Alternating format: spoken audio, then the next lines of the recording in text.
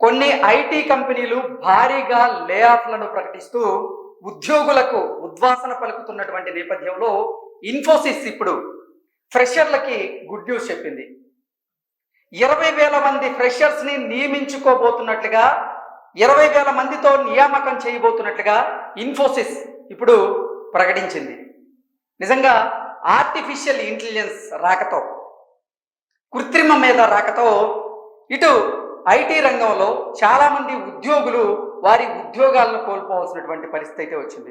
దాంతోపాటుగా ఎన్నో కార్పొరేట్ కంపెనీలు, ఎన్నో ఐటీ కంపెనీలు కాస్ట్ కటింగ్లో భాగంగా ఇప్పుడు లే ఆఫ్లను అయితే ప్రకటిస్తూ ఉన్నాయి.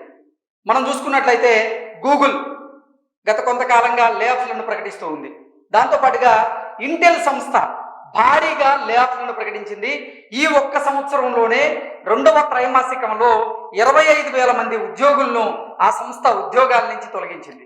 దాంతోపాటుగా ప్రముఖ ఐటీ దిగ్గజమైనటువంటి టీసీఎస్ కూడా 12,000 మంది ఉద్యోగుల్ని ఆ సంస్థ నుంచి తొలగించడం జరిగింది. ఇలా ఐటీ రంగంలో ఆర్టిఫిషియల్ ఇంటెలిజెన్స్ రాకతో ఆ ఐటీ రంగం మీద కొంత ప్రభావం పడ్డం, 10 మంది ఐటీ ఉద్యోగులు చేయాల్సినటువంటి పనిని 10 మంది ఐటీ ఉద్యోగులు రాయాల్సినటువంటి కోడ్ని ఆర్టిఫిషియల్ ఇంటెలిజెన్స్ ఎంతో చాకచక్యంగా అతి తక్కువ సమయంలోనే ఇప్పుడు కృత్రిమ మీద రాస్తున్నటువంటి నేపథ్యంలోనే ఐటీ రంగంలో ఉద్యోగుల పరిస్థితి అగమ్యగోచరంగా మారుతుంది అంటూ అందరూ భావిస్తున్నటువంటి తరుణంలో ఇప్పుడు ఇన్ఫోసిస్ నిజంగా ఫ్రెషర్స్కి అయితే ఒక గుడ్ న్యూస్ చెప్పింది. ఆ గుడ్ న్యూస్ ఏంటంటే 20,000 మంది ఫ్రెషర్స్ని నియమించుకోబోతున్నట్లుగా ఇన్ఫోసిస్ ప్రకటించింది.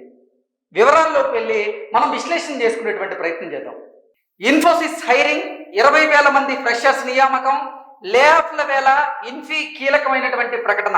ప్రముఖ ఐటీ కంపెనీ అయినటువంటి ఇన్ఫోసిస్ కీలక ప్రకటన చేసింది. ఈ ఏడాది 20,000 మంది ఫ్రెషర్స్ని నియమించుకుంటామంటూ ఆ సంస్థ ప్రకటించింది. ఈ ఏడాది తొలి త్రైమాసికంలో 17,000 మందిని ఆల్రెడీ నియమించుకున్నామని, మరో 20,000 మంది కాలేజీ గ్రాడ్యుయేట్లను ఈ ఏడాది నియమించుకుంటామంటూ కూడా కంపెనీ సీఈఓ సలీల్ పరేఖ్ ఆయన వెల్లడించారు.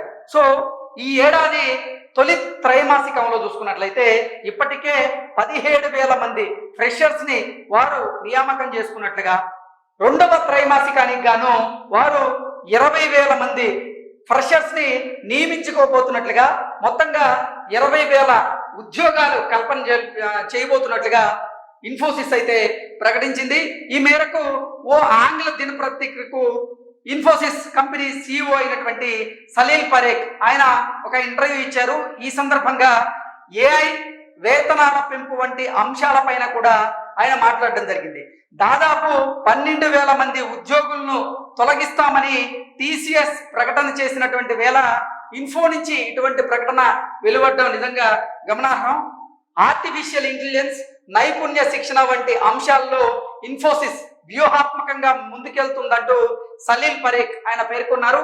ఇప్పటి వరకు వివిధ స్థాయిల్లో ఉన్నటువంటి 2,75,000 మంది ఉద్యోగులకు ఆయా విభాగాల్లో ఆయన శిక్షణ ఇచ్చినట్లుగా కూడా తెలియజేశారు.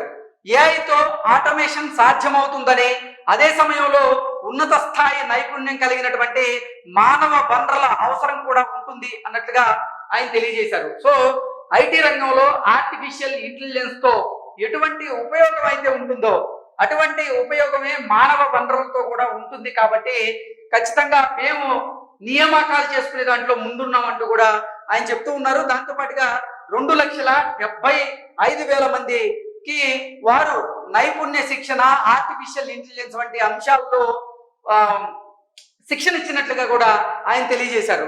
సో ఏఐతో ఆటోమేషన్ సాధ్యమవుతుందని, అదే సమయంలోనే ఉన్నత స్థాయి నైపుణ్యం కలిగినటువంటి మానవ వనరుల అవసరం కూడా ఉంటుంది అంటూ ఆయన తెలియజేశారు.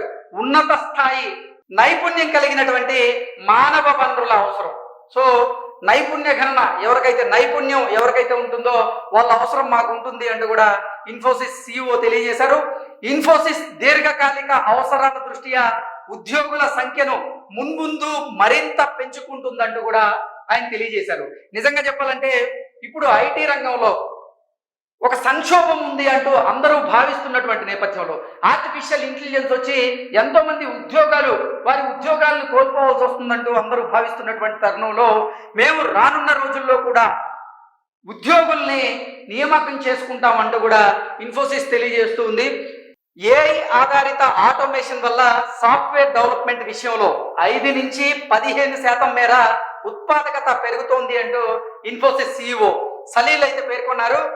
నిపుణుల పర్యవేక్షణలో చేపట్టినటువంటి ఆటోమేషన్ కారణంగా తమ బ్యాంకింగ్ ప్లాట్ఫామ్ అయినటువంటి ఇన్ఫోసిస్ పినాకిల్ 20% అదనపు ఉత్పాదకత సాధించినట్లుగా ఆయన పేర్కొన్నారు. కాబట్టి ఏఐకి నైపుణ్యం కలిగినటువంటి మానవ వనరులు తోడైతే మెరుగైనటువంటి ఫలితాలు వస్తాయంటూ కూడా ఆయన తెలియజేయడం జరిగింది.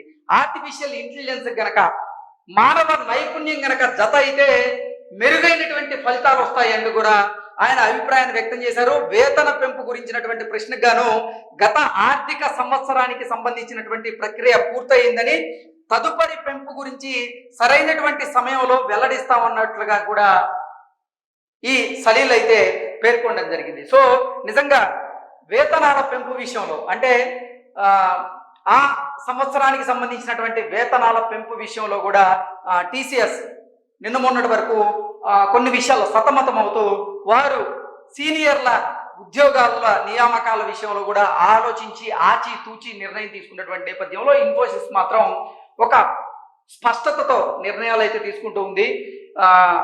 కృత్రిమ ఏఐ అంటే కృత్రిమ మీద ఏఐకి గనక మానవ వనరులు అంటే నైపుణ్యం కలిగినటువంటి మానవ వనరులు గనక తోడైతే మెరుగైనటువంటి ఫలితాలు వచ్చేటువంటి అవకాశం ఉంటుంది అంటూ కూడా సలీల్ అయితే పేర్కొన్నారు. నిజంగా ఆర్టిఫిషియల్ ఇంటెలిజెన్స్ రాకతో ఎంతో మంది ఉద్యోగులు వారి ఉద్యోగాలను కోల్పోవాల్సి వచ్చిందంటూ కూడా ఆందోళన వ్యక్తం చేస్తున్నారు.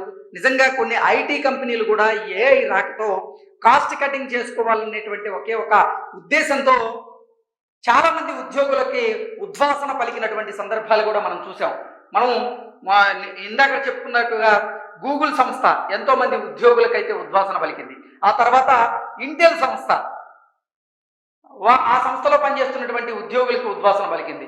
నెక్స్ట్ టీసీఎస్ సంస్థ కూడా 12,000 మంది ఉద్యోగులను అయితే తొలగిస్తూ నిర్ణయం తీసుకుంది.